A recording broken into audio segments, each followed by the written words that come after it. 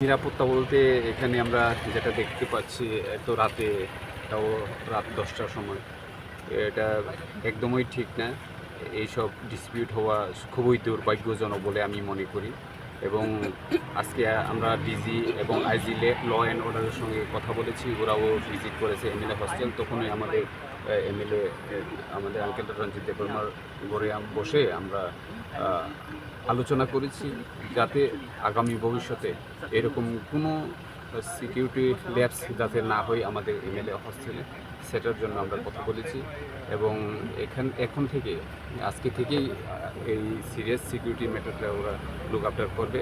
এখানে IG law and order যেহেতু আছেন, উনিও আমাদেরকে এসিউরেন্স করেছে যে সিকিউরিটির ম্যাটারে আর কোনো প্রবলেম হবে না। কি বলেছেন এবং মুখ্যমন্ত্রী রিপ্লাইতে কি বলেন? মুখ্যমন্ত্রীর কাছে আমরা যেটা ডিজি সাহেবকে বলেছি, আমাদের সিকিউরিটির ম্যাটারটা ওইটাই ওনাকেও বলেছি যে এরকম ঘটনা খুবই দুর্ভাগ্যজনক যে একটা এমএলএ হোস্টেল প্রোটেক্টেড এরিয়াতে কীভাবে এত রাতে সাধারণ জনগণ ঢুকে এভাবে এমএলএর সঙ্গে লাইভ থ্রেটেনিং দিতে পারে, এই কোয়েশ্চেনটাই আমরা ওনাকে করেছি। এবং উনিও অ্যাসুরেন্স দিয়েছেন যে উনি দেখবেন যে কীভাবে এটা হয়েছে এবং আইনের পথেই চলবে, উনি ওই কথাটা আমাদেরকে অ্যাসুরেন্স দিয়েছে। শাসক দলের শরিক বিধায়ক হওয়া সত্ত্বেও মূল শরিকের বিধায়কের রুম থেকে বেরিয়ে আক্রমণ আপনাদের উপর, সামনে এডিসি নির্বাচন, বিষয়টা কীভাবে দেখছেন? এখানে শুধু আমাদের শারীরিক দল অথবা এটা কোন দলের এমএলএর বিষয় না, প্রত্যেকটা এমএলএ লাইফ থ্রেটেনিং বলে আমরা মনে করি। যেভাবে আমাদের ফিলিপ কুমার রিয়াং এমএলএ সাহেবকে যে থ্রেটেনিং দিয়েছে, এটা শুধু ফিলিপ কুমার দেববর্মা রিয়াংকে নয়, এটা পুরো এমএলএকেই থ্রেটেনিং দিয়েছে। এটা কোন দলের এমএলএ না, অল এমএলএস। ত্রিপুরার একদম 9-10টার সময় আমি আমার কোয়ার্টারের দরজার বাইরে আসলাম, তো তখন 3-4 জন লোক একদম মদ সাথে তারা আমার ধমকি দিছে এবং আমার বিভিন্ন লাইফ থ্রেটনিং করছে আর আমার অনেকভাবে ধমকি দিছে। এইটাই আর কি।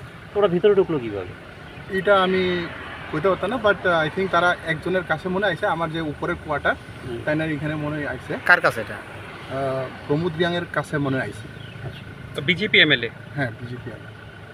উনি তারা কি মতো অবস্থায় ছিল? হ্যাঁ, totally they are in highly intoxicated. তার কি পলিটিক্যালি কিছু বলে হুমকি দিয়েছে আপনাকে?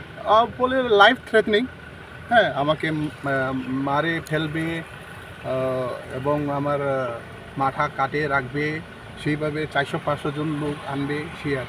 তারা কি আগে থেকে আপনাকে চিনতো বা আপনি চিনতেন? না না না। কয়জন ছিল তারা? 3 জন, একজন নিচে আসছিল। তাহলে হঠাৎ করে আপনার উপরে এখানে ওরা এইভাবে? আমি এটা বলতে পারবো না কিভাবে হঠাৎ এটা। আমি তো আমার ফ্যামিলি ম্যাটারে একটু বাইরে কথা কইতেছিলাম, তখন হঠাৎ তারা কোনখান থেকে আইলো, দেখা গেল, পরে জানা গেল এটা প্রমোদ রিয়াংয়ের কাহিনী থেকে আইছে। তারপরে এই আর কি। কি জনজাতীয় অংশ ছিল? এখানে বহুত আছে, জনজাতীয় আছে, নন জনজাতীয়। প্রমোদ রিয়াংয়ের সঙ্গে কি এরপরে আপনার কথা হয়েছে? না না, তাইনের সাথে আমার কোনো কথা। Sir, today